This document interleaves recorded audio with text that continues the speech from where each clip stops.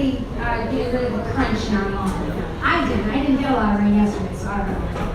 Well, welcome. Thank you all for coming this morning. It's so nice to see everybody. We've got some new faces. So my name is Wendy Taylor, and this is our weekly meeting of A Million Cups. So please tell your friends, family, frenemies to join us each week. We're here from 8:30 to 10, and we are casting live on Facebook. So you have to shoot them a text and have them join us. So if you haven't had a chance to sign in, if you could go ahead and scan the QR code up there, because we are tracking attendance. So if you want to take your phone out, if you haven't had a chance, go ahead and scan it and sign in. And we've got refreshments off the side, so if you haven't had a chance, go over and help yourself.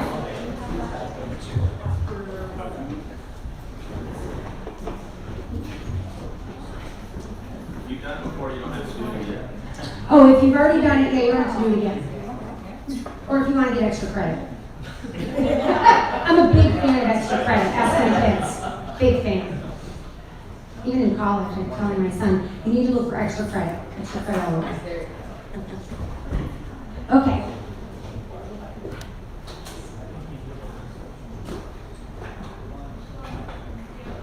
I didn't test this before we started. Are we on? Do you want me to hit the button rotation? Okay, so a little housekeeping. We want to refrain from side conversations, and if you could mute your phone. And like I said, we are filming live on Facebook. And take out a piece of paper, because you might learn some things this morning, or put it in your phone, because we're here to help each other. So please take away some of the tips that we have to share. Can you hit the button again? No, I think this is annoying. So I want to thank our host, Mega Workplace. And Pam and George are not here this morning, but they do have office space for rent. You can rent a virtual desk. So if you are interested or you know somebody, Adriana's in the back there, so you could see her for some information. And then we have some guests with us. We have Al Adamir. He's the Eustis Economic Development Director. And who else do we have? Ray, I saw Ray. Ray is with Lake Economic Area Development. Yep. And who else? Am I missing anybody? Oh, yes, I'm sorry. I don't think we've met. No, not. Oh, okay. Okay. I'm sorry. My name is Freddie Morris. I'm the new Director of Entrepreneurship Services over at the power plant in Ocala for Ocala CEP. So I'm happy to be here. Thank you. Welcome. And John is in the back. John's with the Small Business Development Center. I have my chair. He's got his chair. It's the most important chair in the room. Did I miss anybody? Okay. Can you advance me again?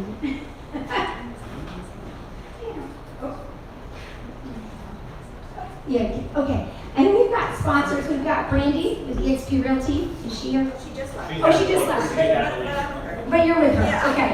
I forgot. Brittany's with EXP Realty, so thank you for providing the donuts and the pastries, and then Foxtail Coffee for providing the coffee. Monty, can you go again? It's not working. So what is 1MC? We are presenters, not pitches. Who here likes to be sold stuff? Right, we all love it, yes. No, we hate that. So when you come here, we're about presenting and we're about connecting with each other. Nobody wants to be sold stuff. It's about relationship building. So I encourage you, after the meeting, meet for coffee. Meet people for coffee and get to know people, because it's you buy and you buy from people that you know, like, and trust, right? So you want to build relationships. Have you ever been to an event where somebody just comes in and starts handing out their cards, like they're playing a card game? Isn't that annoying? Yes, you can shake your head. We've all had that happen to us. Yes, it's annoying. So we're here to connect with each other and build the relationship. So again, I encourage you, get the cards and then meet for coffee after. It's a great way. You never know. You might have some things in common with each other. So who's here a first-time guest, first-time attendee? Oh, good. We've got Amanda's on the mic and Mary, sorry, Mary. I'm terrible with names. Just give us your name and your company name. Yes, I'm Kim Solberg, and I'm with Power Rentals. I think some of you met Deborah before, and we've partnered in the upcoming rental business, and we're kicking it off, especially with the surfboards. So it's something that you don't see everywhere, but Florida's a great surf state. Great, thank you. Who else?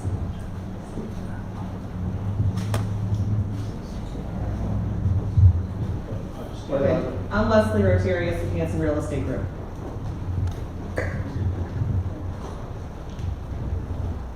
I'm Joe Rotarius with All Southern Outdoors. I'm Mark Thibodeau, this is Elaine Thibodeau, and we have a TNT CNC design studio. We do precision cutting and make a lot of signs. Great, thank you. Anybody else? No? Okay.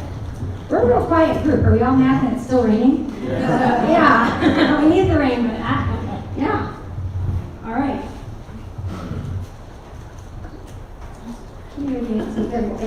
Okay, did everybody put their business card in the bucket when they came in? It's out on the table? Because we have some nice swag here that we're going to give away. If you did not, see Jim back there, he's got the bucket.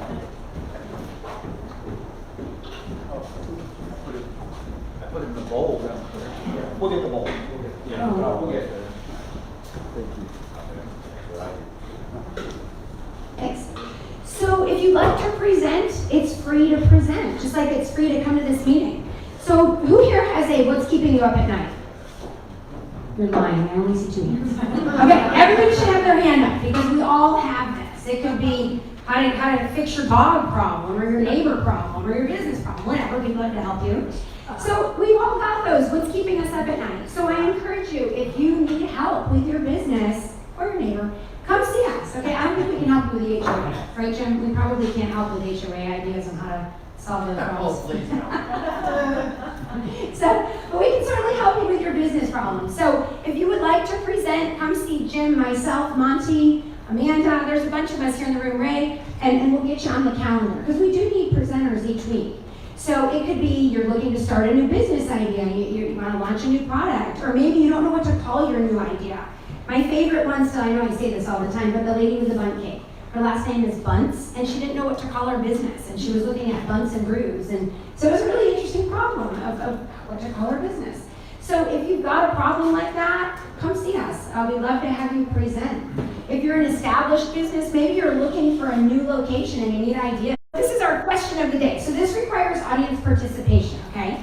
So get ready. What is your secret sauce for selling or closing a deal? Your secret sauce for selling or closing a deal. Now, if your competitor's in the room, okay, you can give us your runner-up secret sauce. So, volunteers. Yes. The less you talk, the better. Yes. Less is more. You have to ask for the business. Yes. Nobody likes a hard sell. If you have a great product and you just put it in front of people, all you have to do is ask them if they'd like to participate. Great. I don't have a secret sauce, but I'm transparent right from the beginning. If they go, then great. If they don't, no big deal. Great. Who else? We got 3 up there. Honesty in terms of where we're at and where you're at. I think fun. A smile goes a really long way, and people want to be around folks that are having fun and doing fun things. So if you look excited about something, how can somebody else not get excited? I love that.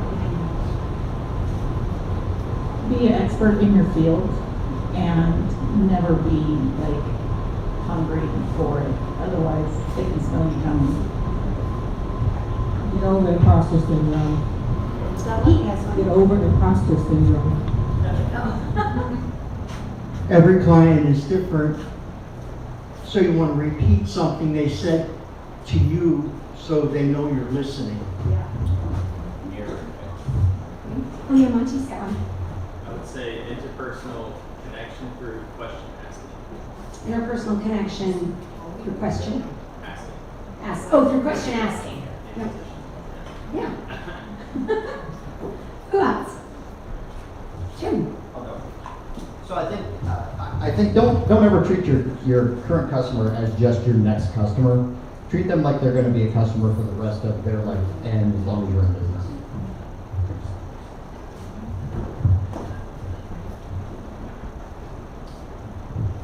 Asking for the business.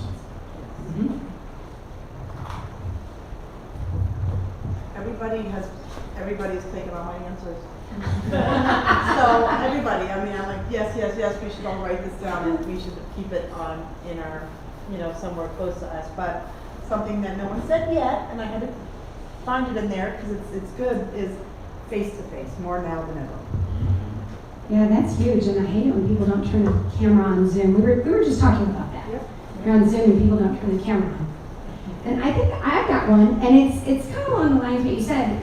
Smile, and if you really enjoy what you do and you're passionate about it, you're going to want to do business with that person because you know that person's in it to win it. So have passion, have it come through. Who else? Any others? No? Okay, we'll go to the next slide. So today we've got one presenter, Mr. Tom Hoffmeister. Where are you, Tom? Oh, there, sorry, okay. So Tom is going to give a presentation this morning on the art of sales. And then we'll be able to raise our hands, ask questions. So if you've got a question, write it down if you don't want to forget it, and we'll ask it at the end. But take notes, because Tom has some really good tips and insights to share this morning. So let's give a warm welcome to Tom. I'm very excited to be with you today. My name is Tom Hoffmeister. I've had quite a few companies. For 40 years, I had a design-build construction company that did large custom homes and commercial projects, and is also a development company. I went into the assisted living business about 10 years ago, which really tuned up my sales cycles and my branding cycles. And I created the Lolliat company about 2.5 years ago, which is an invention. I'm working very hard to figure out how do you market, sales, and connect to people on the internet, because that is brand new to me. No matter how long you've been in business, they're always reinventing the wheel. But I want to share with you today, ultimately my goal is not to just tell you about great soup. It's to tell you what's in the great soup so you can invent the soup for yourself and for your customers and for the body of people that you work for. So I'm looking back here. Flip me one more. I don't know if the flipper works up here. So sales, a lot of us say, I hate sales. I don't want to do sales. It isn't going to happen. Here's the truth. From the day you were born, you were a salesperson. You rolled over and you looked at your mama and said, well, I'm hungry. Well, I got a dirty diaper. Well, I need some action. By the time you were 1 year old, you were figuring out the different people in the room that you were selling to. You cried different for your mom than you did for your dad. They acted and reacted very different, so you were adjusting your sales process. And by year 3, Grandpa and Grandma entered the picture. Oh, I'm a really good salesman. These people are a dropkick. My folks, my wife's side in the family, they used to grab up our kids and take them down to Walmart and say, let's go to the toy section. I'm like, oh my gosh, what a bunch of crazy people that are out there. Do the switch for me there, big man. Okay, the circus. I'm going to describe a little bit of a story to you. I had a couple really good friends. They're still really good friends. We'd known each other for about 10 years. They had no children. Once in a while, they would invite our little kids that was probably 4 or 5 years old, 3 and 4, right about that range. They'd have them over to spend the night, and it was a great amount of fun. Well, what I had discovered was when some of our kids' friends would come over, we'd sit around the table. Well, that was just too much fun to sit around the table because Tom likes to discover. I'm the inquirer. I want to know. We'd start asking these crazy questions, and I'd say, well, what kind of pajamas do you guys wear at night? What did you bring? Oh, we just got Superman pajamas. Well, that's really cool. My pajamas? Oh, they got feet in them. Do your pajamas have feet in them? No, they don't have feet in them. Does your dad's pajamas have feet in them? Oh, no, Dad. Mom always complains, Dad doesn't even wear pajamas. He walks around the house. She said, really? You just walking around in your underwear? He just really complains. My wife gets off to the side. Would you quit? Just quit asking. Kids at that age are fantastic informers, and the more interested you became, the more information they would provide. Interesting. So about 10 days before my kids were going out to these friends' house to spend the night, I started setting them up. Regardless of what my wife tried to tell me to do. We're sitting around the table, and I said, guys, I never told you this, but I moved out home kind of early. I joined the circus for about a year.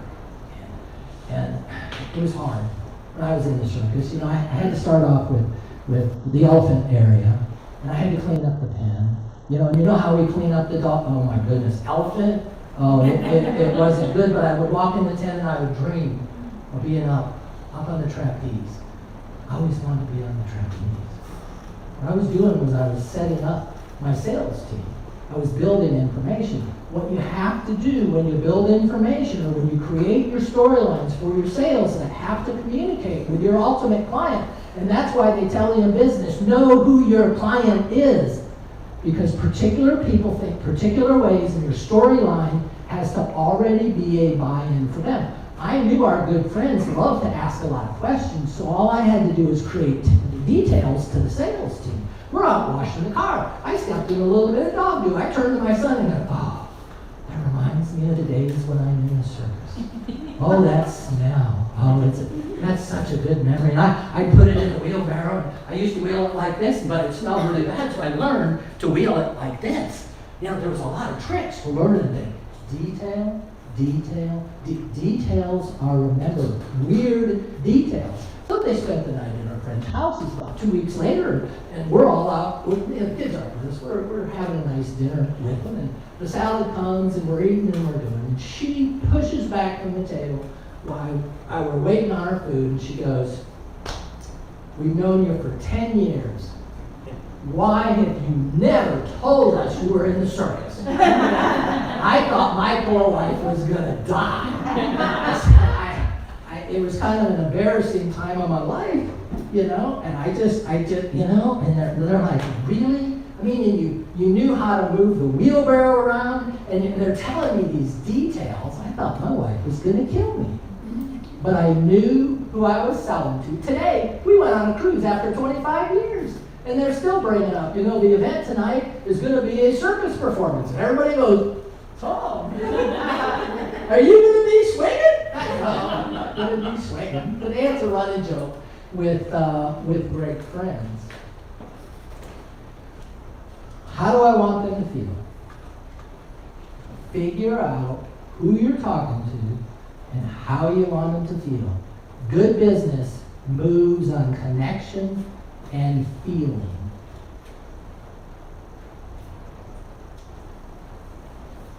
Yes. How do they think? What is their expectations? I knew my friends would ask a lot of questions. So I knew how to target. So I specifically worked with the sales team to make sure that the trusted connection was there and that the storylines were what? Were remembered. You know how to turn every client you've ever had into the best salesperson you've ever had? Make sure they have detail. They will talk about detail that has nothing to do with your business if you hit the right storyline. I'll share a little more of that in a minute. Start with the end in mind. What do you want the end to do? I was hanging out with Imagineers at Disney quite a bit in the early days. The people that Disney brought on board, and they kind of self-taught and created how they were going to meet and exceed the ultimate customer's expectations. So who was Disney's ultimate customer? Who was it? Everything they designed to cater to, who was that person? Children? No. Mom. You touch mom, money is no object. You get to mom's heart, absolutely not an issue. They figured out who they were designing to, and everything they touched, from landscaping to trash dispensing to look to back, everything was reverse designed to the feeling of the person who was the model in which they were selling to. I'm not gonna. Oh, yeah. You can leave that slide up there, but I'm not. I got a new story. I came up with a new one at 4 o'clock this morning. Something that I wanted to tell you about. So, when I was 4 years old, medicine tasted horrifically terrible. Mom would just do everything she could to get you the medicine in you when you had a cold. And what was she teaching an entire generation of kids at that time? We were being taught that something that is good for us tastes terrible. Was mom winning at this game or was mom losing at this game? So mom's buyer of the medicine, mom is the target of the pharmacy company. So what did the pharmacies do? Mom's gotta win, we gotta make an adjustment. The first came out and added some things to the medicine. And when they started adding these things, I started turning into a baby bird when it was time to take my medicine. Time to take the medicine. Oh, more mama, it tastes fantastic. Well, what did they put in the medicine? They wrote songs about what they put in the medicine. Just a spoonful of sugar. Really? Are you kidding me? And my daddy come home and I'm going around the living room. What'd you do? I think I gave him 1 tablespoon too much. And the pharmaceutical company said, this isn't working as well for moms as we thought. We gotta add something else to this medicine. Ooh, let's put alcohol. That's a reverse design. It tastes good and it slows the dinner time. And my daddy come home and go, what's the matter with little Tommy sitting on the couch? Maybe gave him 1 teaspoon too much. Now this worked. As long as you were the company that came out with this idea first, it worked really well.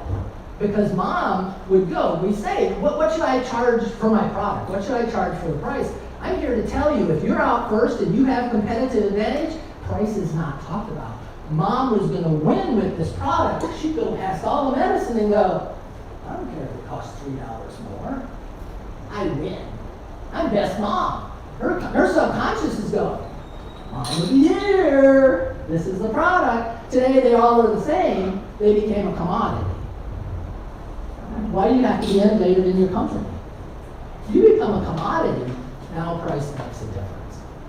My label might make a little difference. My sales, my online, the cost that I have to be number one if I present myself as a commodity is horrific. My profit margin goes to half if I get to stay in business.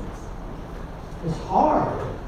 Be thinking about why you're continuing to innovate, why the person you're selling to is the winning champion of the world, and how that works.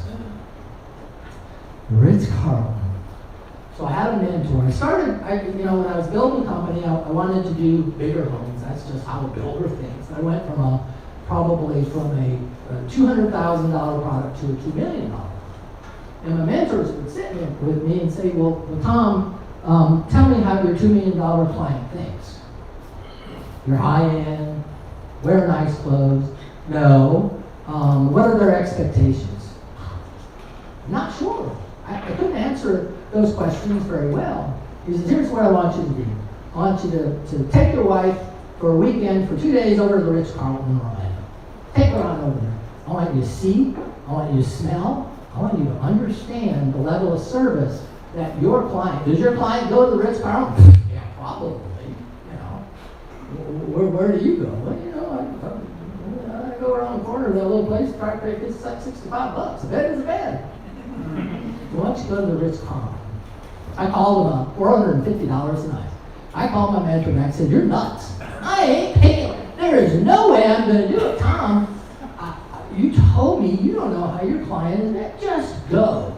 Go. Write a diary. You know what that is? That's a business expense. Ooh.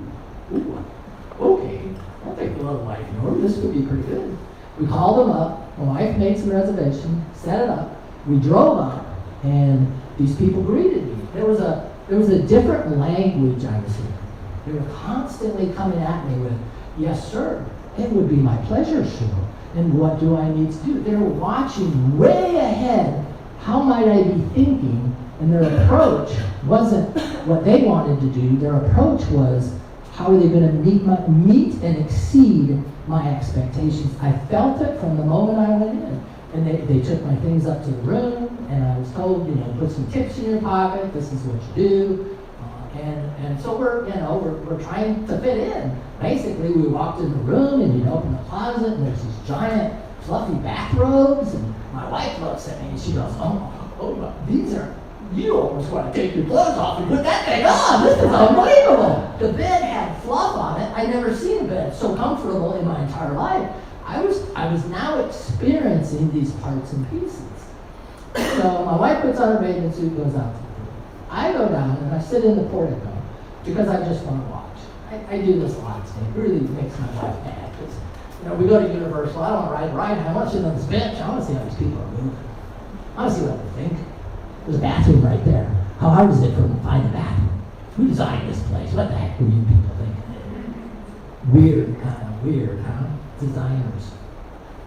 So I'm sitting down in the podium. The car pulls up, and the gentlemen run up to her, and they open the door. Hello, Mr. Smith, how are you doing today? And they opened her door, and she's holding this little dog. And how's little Susie Q? Oh, Susie Q's doing well, and she's kind of holding on to it. And I'm going, wow, I wonder how many times these people have been here that they know all this information about these people. This is really kind of interesting. Wow. And you know, what was so fun about this is I was constantly being floored, you know, because this gentleman turned to her and said, now, I have Susie Q's water right over here. Here's her little water bottle. She went to put the dog down, and she goes, it's not tap water. It's not tap water, is it? Really? Are you kidding me? I'm thinking you're giving the dog Perrier some special water? You know, like the dogs would go, take on You gotta be kidding me. I had never seen this level of service before. I'm watching these people come in. I'm seeing this service happen. This gentleman, he walks over to me, and he was the head person of the group, basically Mario. He walks over and he says, Mr. Hoffmeister. I don't know how he knew my name. I'm like just baffled by everything that's happening. He says, how may I help you? And I said, well, what do you mean? He says, you're just sitting here kind of watching things. What do I need to be helping you with? And I said, you know, be honest with you. I have a company. I'm trying to learn how to serve better. And is it all right if I just sit here and watch? He said, sure. He said, do you have any questions? Well, yeah, the people that pulled up in the red car, you know, you knew the dogs. How many times had they been here before? He said, oh, they'd never been here before. I said, excuse me? He said, never been here before. Why do you know the dog's name? Give me a break. Come on, let me show you.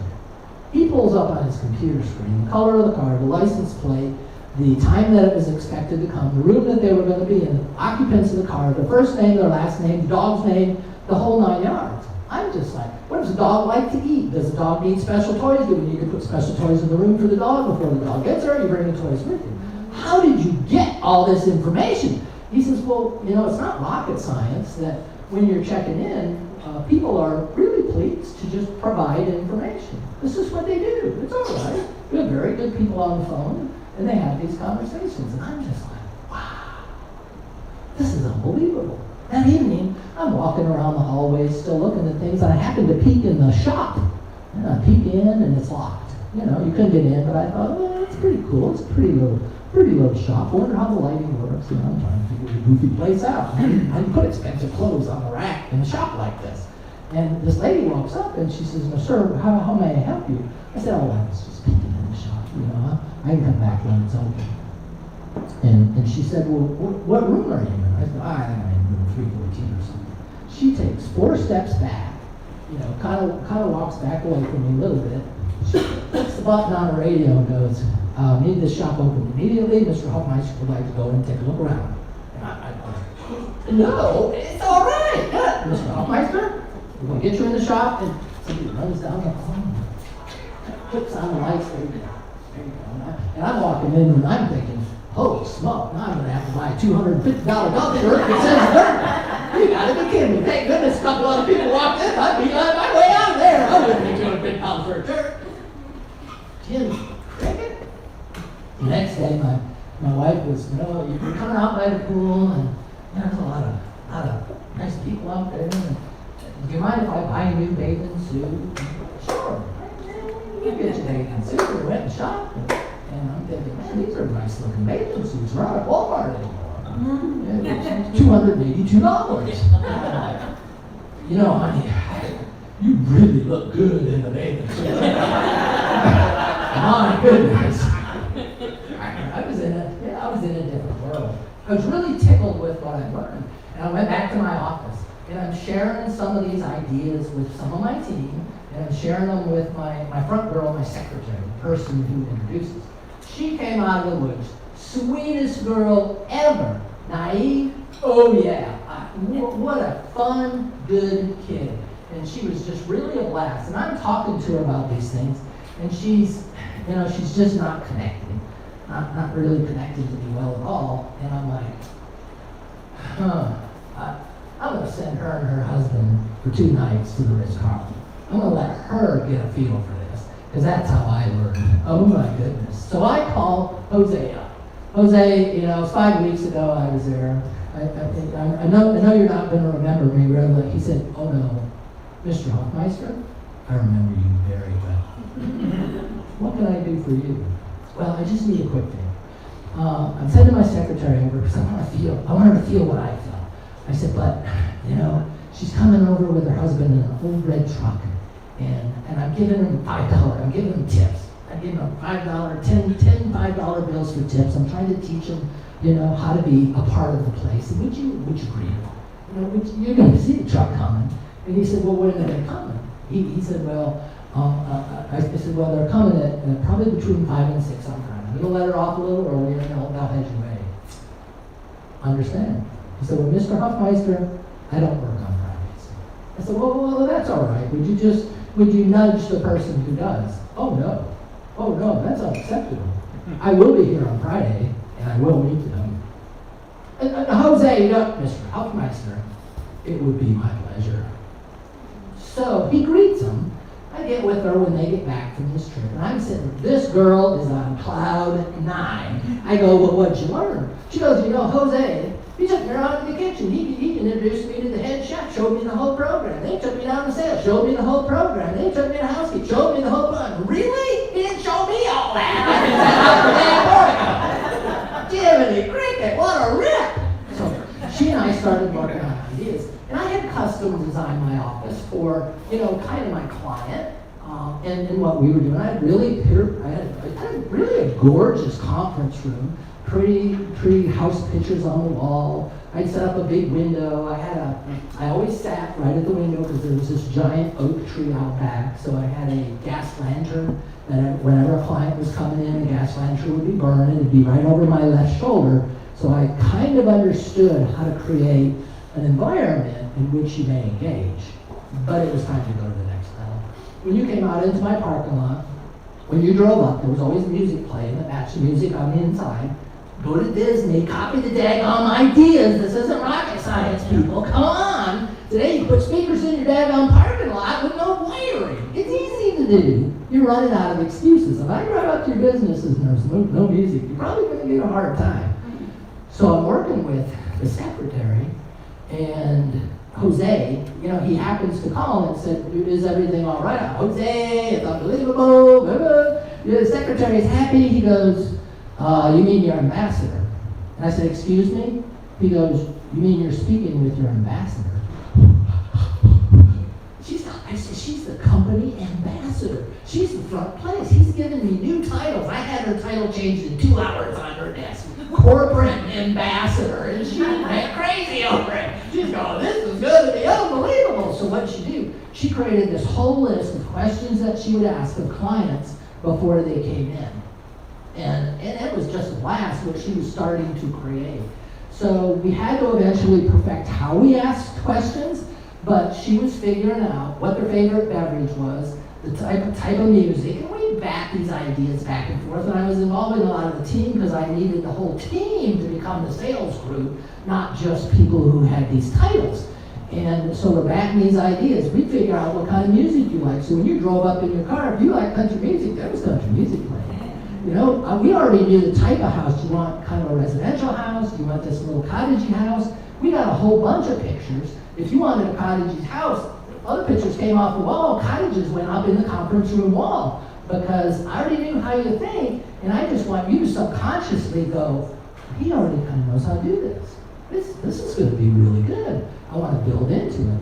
She eventually got better at, when he goes to the club, we're not going to ask him what beverage they knows. We're going to call the head people at the club and say, John, and dadgum, what's he like to drink? What's he do? Well, John doesn't drink much. He likes root beer, but we have Coke products, and we have a type of root beer, but I'm pretty sure he likes A&W. A&W, really? Really? He's coming into my office for his first meeting. I'm dropping in front of him. a giant big glass of frozen glass of A&W root beer. We're getting ready. She's getting a glass of rosé wine, and the girl said, well, this is her favorite, and it's kind of a high-class rosé wine. Really? Barefoot? That's high class? I'll get it. I'll make sure. If that's her favorite, I'll make sure it's there. But you're coming into this space, and I don't have to sell you because I've already started presenting you with the story. I am here to tell you that my client's first conversation instantly went away from tell me what you do, sell me, to show me how you're going to build my house. Completely changed everything. I was a kid in a candy store. I had no idea that this could be this easy and that sales could actually be this much fun. So what about the end in mind? So I was taught by some of the Disney Imagineers that you have to write on the wall the sentences of what you want to see happen at whatever stage, period. So we would write on the wall, they're very excited about their new house when it's complete, and then we'd start getting jiggy with it. We eventually got really pushy because we discovered the patterns of our clients. Every single, I'd say 90% of our clientele, that when we closed at the closing table and I handed them the key, 90% of them went where? To their house. They visited the full thing for a year and a half. It was under construction. They got a key. It's done. They went to their house. What do I need to be doing? If this is the pattern, how can I complement off a pattern in a way that I kind of know they're already going to think? I'm doing the closing. My team is out at the house staging. They're staging what we wrote on the wall to accomplish from them. One of the things we wrote on the wall, this is too much fun. She will cry. This is going to be so emotional. Well, we don't know what we're going to do. We haven't figured it out yet. Every client's a little different. She will cry. We don't even consider ourselves. 80% of people that go through the house, they will cry. 20% aren't going to cry anymore. We can't help those people. That's our goal. 80% of our clients, they will cry. You cry because we touched your heartstrings really good. What do we stage in the house with? We're staging the house with things that are very personal to you. Now, here's how I want you to think about asking questions. I had a really good realtor help me sell my mom's house after she passed away. It was all good. 10 days before I closed, she said, hey, Tom, if you were taking Dawn out for a nice restaurant, where would you take her? Where's the favorite place? Well, I take her to this restaurant. And we're 10 days out of closing, I'm going, hey, I'm going to get a gift certificate. And that's good, and that's nice, but it was expected. It's expected. So am I going to tell that story? Probably not. Maybe you didn't ask the question in the right way. So we would start working on, I work with my ambassador on, let's figure out better ways to ask questions. And if the end zone is way down here, we have lots of times to do the setup. So we were getting these big fluffy bathrooms that I called Jose, where are you buying the bathrooms, baby? Them rock, and they were $100 if you bought them at the store. He said, well, they're $150 if you buy them, Tom. And I said, what do you mean? They were $100. You told me when I was there you'd sell them for $100. He said, well, of course. We pay $150 for them, but if you'll buy it for $100 and take it home every time you put it on, who are you thinking about? Dang! He said that was $50 of advertising. We'll do that. We're advertising and marketing to you, and you didn't even know it. That's a good storyline. Hey, we're getting along really well now. I'm liking this. So we put initials. We want to personalize it. Let's put their initials on. Well, when we first started, we'd ask, what's your initials? We put it on the calendar 10 months ahead of time before we knew your initials. Ambassador, she'd sit there and go, my daddy's middle name, she'd be laughing on the phone. Whoa, what you talking about? Oh, my daddy's middle name was Johnny. His first name was John. Johnny. We called him John J. What a stupid middle name. Your husband have any funky middle names? Oh, no, my middle name is Burgess. It's a family name. She's collecting your middle name, so when we put your initials on the bathrobes, you can't even, you're driving home in the car. The coolest thing you can do in your business is have a couple drive home in the car and go, how'd they get the initials? Did you tell them the initials? I didn't tell them the initials. I don't have the slightest idea how they even got this information. They're gonna talk about the things that surprise them that they don't even know how you figured out. And they wanna work with people who they're allowed to discover with and they're allowed to be surprised. I might have your favorite wine there, that's fine, that's like everybody else. I don't put flowers in home, that ain't happening, that makes like everybody else. I'm not a commodity, that's expected, ain't gonna happen. We discovered that your older dog had died during construction, Bowser died, and Susie Q, the little cute little dog that was the dog's companion. Not rocket science, but a really nice high-end bowl. Susie Q needs it lifted because Susie Q can't eat at floor level. You don't do that with your high-class dog. I knew the room the dog was being fed in. I knew the space where the dog food's being stored. All those good things. So the dish and the really pretty, and that's on the ribbon and all that cool stuff. And that's all good. And that's good. But I'm not going to cry about it. I'm not going to cry about it. We got some expectations here. We got to meet people. Here's what we came up with. Bowser's gone. We were aware. Here's what we're going to do. We're going to come up with a blue ribbon. We're going to have a note. We're going to have a gift card for $20 from Bow Wow Cafe, wherever, the dog place. And we're going to put it in the cabinet where the dog food's stored. I already kind of do that. I designed the crazy place. So it's discoverable a little later than the first visit. When they start loading the cabinet, you're still going to discover this. What did the note say? The note said, "This is Bow Wow. I miss you. Here's a gift certificate. Would you go down and buy a toy so that every time you play with this toy, you think of me?" Really? One dog talking to another? Done deal. Done deal. I gotta tell you how many clients call us crying. It was just too much fun. Really? I don't like sales. Are you kidding me? There is no more fun in any company at all than sales.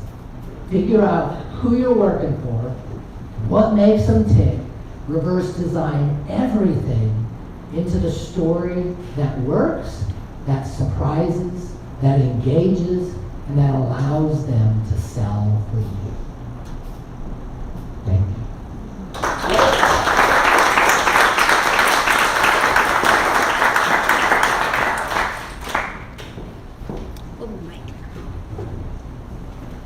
That was awesome. Very awesome. So we're going to open it up for questions. So who's got our first question? Tom gave us a lot to think about, right? Yeah. So when you spoke with the engineers, the Imagineers at Disney, what was your role and how did you, if you I was an staff outsider. I was being connected to them through mentors and through different contractors that I knew that had worked with them, because they were showing me how they were backing into creating a ride. And I was very intrigued by this, and it was a lot of fun because they would start with the end in mind, and we're going to build up to the excitement of the ride. We're going to give you things to talk about later and such, you know, because this lady that we did the dog thing with, is she going to go talk to the girls at the, at the card game or at the whatever, at the restaurant? Is she going to say, "Oh, he's a great builder. Oh, he's an honest builder. Oh, you just need to go work with him"? Or is she going to say, "Let me tell you about my dogs and the story"? I don't give a flying flip if you talk about construction. Be really careful that there's an expectation. If I'm power washing your car, I clean your mats. That's expected. I'm going to make the car shine. That's expected. What are you doing that's not expected because it's unexpected that they're going to talk about? But the Imagineers, what they were really taught well was what's the first feeling, what's the second feeling, what's the discovery process, how's mom winning, why is mom happy? And it was really exciting to learn because they would methodically design the Spider-Man ride or whatever. We're going to go in, we're going to see this, we're going to think this. There's something way ahead. I can't wait to get in line to see that. Oh, that's, the whole discovery process was created. Today when I design a house, when I designed my lodges for elder living, the entire place was designed to be a discovery process because I needed you to talk about it. So it was really exciting to see them dial these things in that tight. I'm not comfortable that they really do that today, because I think that original team that understood those things got lost in the generations somewhere. But you know, we still get to tell these stories, and we still get to see those home runs, and we get to see companies make huge mistakes. I got to hang out with the guy who created the armband communication system at Disney, and a shipyard, a brand new voyage ship company hired him to come in and do all their communication processes on their ship. So I got to go on a second voyage of the ship and see all these things. You should see the mistakes these people made in these gazillion-dollar ships. It's unbelievable. And it was because they built, in my opinion, was that it was because they built the wrong team to put the whole thing together. They had imagination teams working on these good ideas, but they didn't bring in the person who had been managing a ship for 50 years and saying, well, that's a great idea, but, I mean, it's crazy stuff. Well, we think bathrooms on ships are ugly, so we're going to hide them. What? Are you kidding me? What do you do on a ship? You drink a whole lot. You need a daggone bathroom. You need a basket. You got to find it. Well, there's a wayfinding system. Within 4 days, they'll figure it out. What? Yeah, meanwhile, there's people peeing in the corner of the ship because they can't find a bathroom. What a dumb mistake. So part of it is building your team to be able to innovate, but not innovate past existing successes. Improve successes, but don't innovate past them. And that, what I'm telling you here, I make it sound easy. This is really hard. This is hard to do. It takes a lot of experimenting. It takes a lot of success and failure to build these cycles. But man, when you dial them in, you have no competition. People used to, and they thought they were insulting me. Tom, you build the most expensive house in town. Yeah. You know, I got to build for this client because they thought you were probably too, they didn't even come visit. They thought you were probably too expensive. That's fine. That's fine. My answer became, but they're knocking my door down. Oh my goodness, isn't that everybody's goal? To be able to make more and have more clients? I don't know what you think you're telling me, but I don't want to be the cheap guy in town. Why was that the goal when you started your company? Well, I want to be the cheapest. And I think all the cheap people come to do business with me. I don't know anybody starts a company that way. Sorry, that was kind of a long answer. Tom, I have more of a logistical question. How do you figure out the portion of your budget to do all these extra things? And like, what kind of decision processes do you put in place where maybe something would be really wowing, but it would be just too much money to do? Yeah. Well, that's part of the hard part. But a lot of what we would do, you know, when I got into assisted living, you can look up standards. The building's this size, there's this many people, you should be using this much money in advertising and marketing. Well, if that's common, and that's going to be accepted within this product, then this is probably the only nut that I have to work with. So let's just figure out how I leverage that amount of money. And that's all right. But the biggest wins come from chasing that nut. I had a dog in all my lodges. I'm like, my dog, my collie, is going to be my Mickey Mouse and my Shamu. My collie was actually doing a lot of my selling. I hit huge home runs. This dog probably did 20% of my selling. People were making decisions on, you know, we came in to visit, the dog loved on my grandchild, this is where I want to live because my grandchild wants to be here. Really? The dog did that? You gotta be kidding me. This dog hit home runs at levels of which I could never imagine. The industry said it cost me $300 a month to maintain the dog. You know, it cost me $1,000, $2,000 to train the dog. You know, to get it where it was a right care animal. I could take it to hospitals. It knew how to, you know, when it walked up to you, if you didn't like dogs, it knew not to approach you. There was a lot to it. I had to teach it not to shake. Everybody walks up and says, shake. Well, you got 80-year-old, 90-year-old people in the building. Dog does this to you, you're bleeding all over the place, you know. So there was real specific things. And I was spending money on that, but it was coming out of my marketing and advertising. But it was a fight. You better get ready for a fight. The industry said, you got a dog, that's a risk. If I was listening to my attorneys, oh yeah, you're gonna get sued. Get the dang dog out of here. That's stupid. Why would you spend money on something That's it. I'm like, really? Are you kidding me? I was on the hospital board at the time. But don't join a board that you're kind of associated with, because I wanted to get clients out of the hospital. I want to be the guy that they said, you gotta go to the lodge, man. You broke your hip, you can't go back home. Well, they wouldn't do that for me. I'm on the board. That'd be advantageous. I got into banking. Well, I had to do loans like everybody else. I don't do loans like everybody else. I kept my nose clean so I could get better loans. For Pete's sake, this is a dumb board to be on. But at the hospital, they didn't allow advertising. You can't go in. You can't build relationships with the decision makers. You can't mess around with the, God, this sucks. How am I going to get all the people in the hospital to know about this place that I need to be marketing to?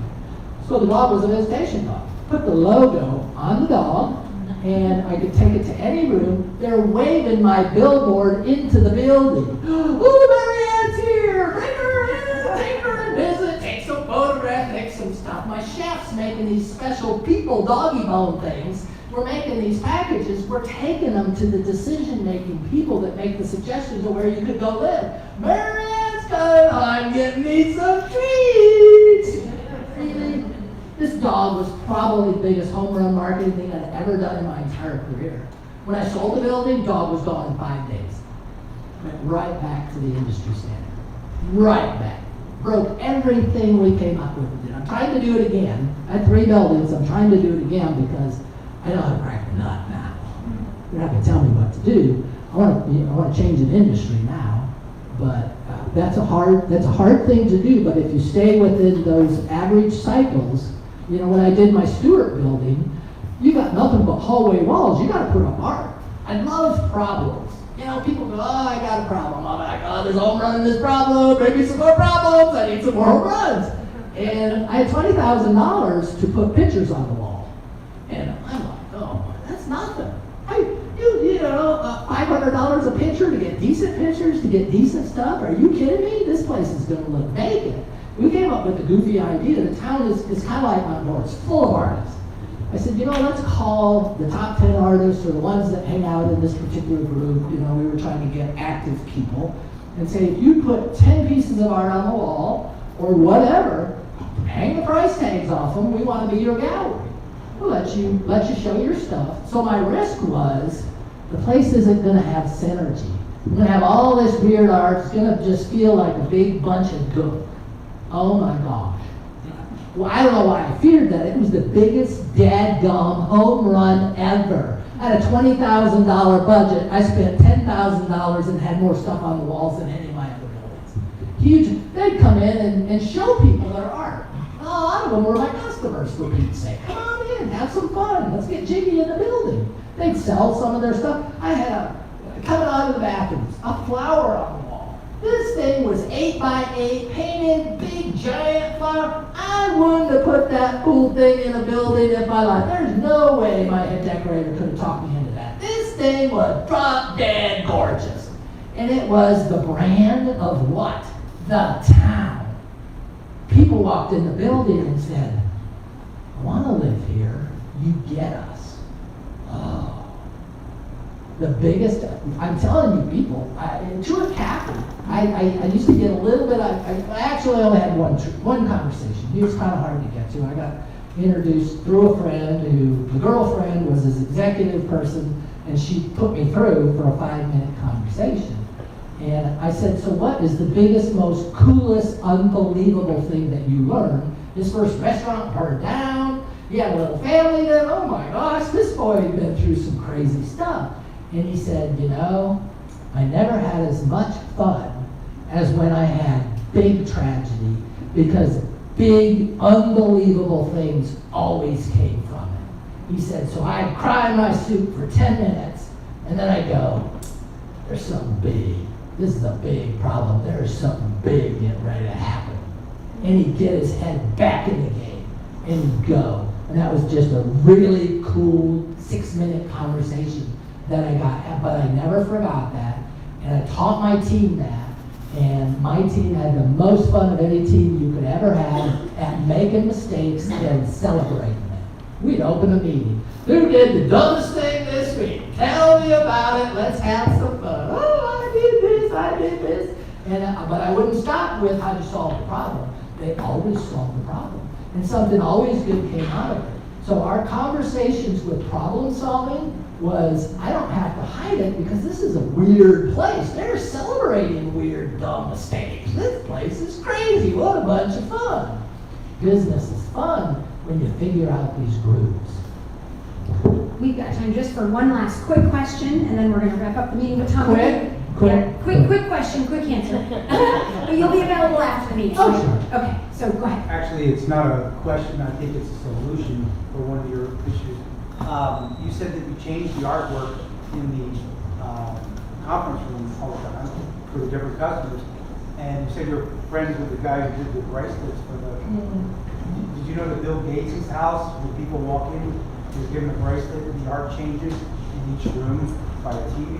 That's more technology than I could pay for. That's less than $20,000. But what I've been working on is when you walk in, this is crazy, you walk in a care home today, and they'll go, sign in as this book right here. Really? Are you kidding me? I'm gonna sign in some piddly little book that I'm in the building? And I've been asking technology people, well, how about if Sally Sue, the daughter of mom that lives here, when she walks in, the system picks up her phone, knows she's in the room, front desk, has her picture, tells who her mom is. Ooh, mom's in the other side of the dining room. Mom's not in her room. Sally, welcome to the lodge. It is great to see you today. Oh, let's see, mom's in the dining room. Don't go up to her room unless you gotta take those things up. Otherwise, she's right across. The industry's not even talking about these ideas. They're filming like they did in the 1980s. The reason they're doing it, they think they're Kodak. The reason they're doing it is because there's always been more people who needed care than rooms that were available. They didn't have to be good at sales. They didn't have to be good at innovation. They didn't have to change the culture. Biggest broken cultures are the places who are satisfied with what they're doing.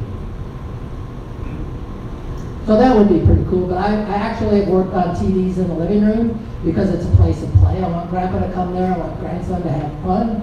So I produced a TV. You can do a TV like you do at McDonald's. The sandwich boards that are at McDonald's have a dull tint to them that makes them real readable. They're not very reflective.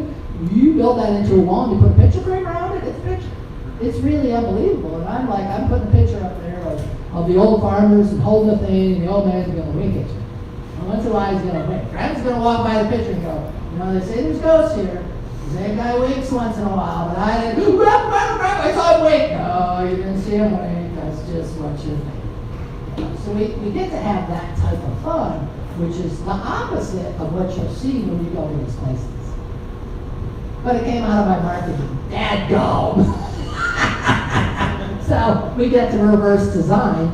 Everybody that visits the building, we open a building, we get 6 months of tire kickers. We're just checking it out. I wouldn't need this place for 10 years. I had to check it out. It's really big on the outside. I've heard a lot of good things.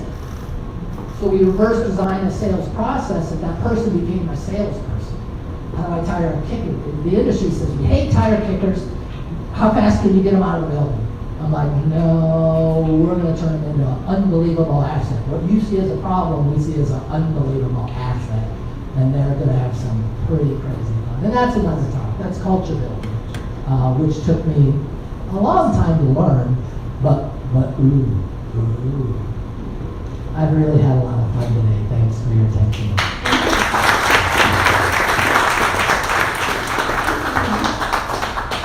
So we've got community announcements. So I see Marie's in the room. Anybody else? Give Marie the mic if you want to give us some announcements, and then Ellen has some.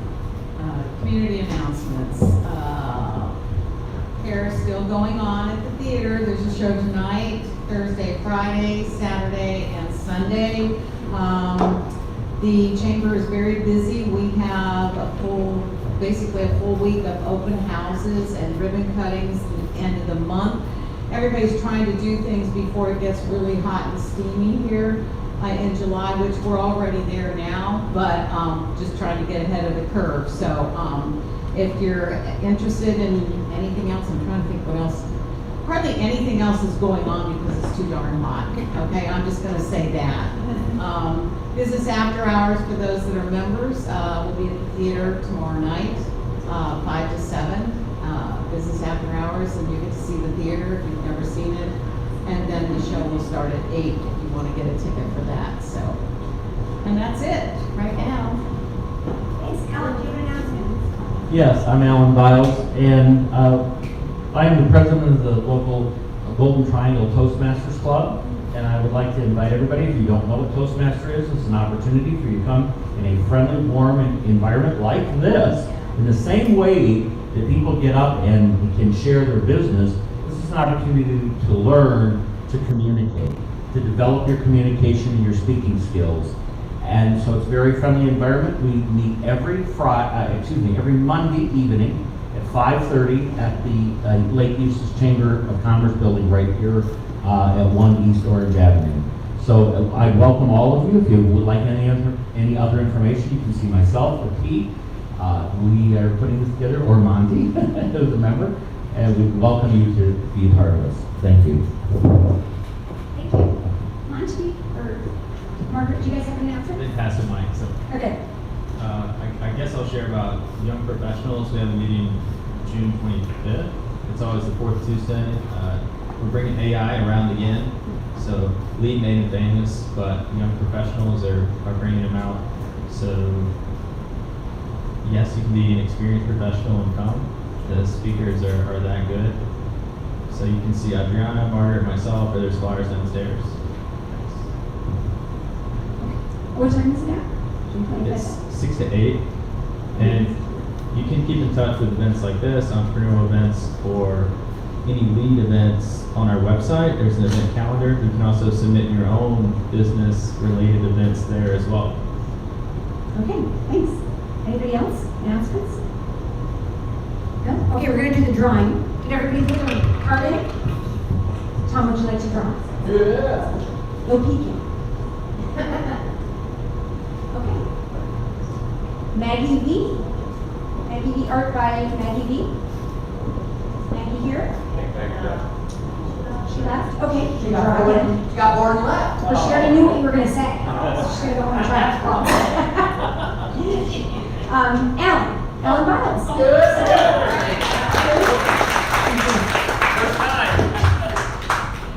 All right, and these coasters are made by Pam's dad in back there. That's what I want. You want, I think. Will you take one or You the take whole? one or the whole box? All of them. Take all of them. Oh, Okay. well, very thank good. you. Nice, thank you. All right, so before we go, if y'all can come, we're gonna get a group picture. And one last thing before we go, I know we had some first timers here. Our normal presentation, our normal meeting, we had to fill in because our presenter canceled. Normally we have a presenter that will present with the challenge. We will be back to our normal format next week.